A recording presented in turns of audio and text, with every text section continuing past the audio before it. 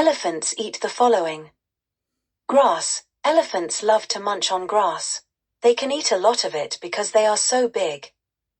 Leaves. They use their long trunks to grab leaves from trees and bushes. It's like having a built-in grabber. Fruits. Elephants enjoy eating fruits like bananas and apples. These are like yummy treats for them. Bark and branches. Sometimes, elephants peel the bark off trees and even eat small branches. Their strong trunks and big teeth help them do this. Roots. They dig up roots from the ground to eat.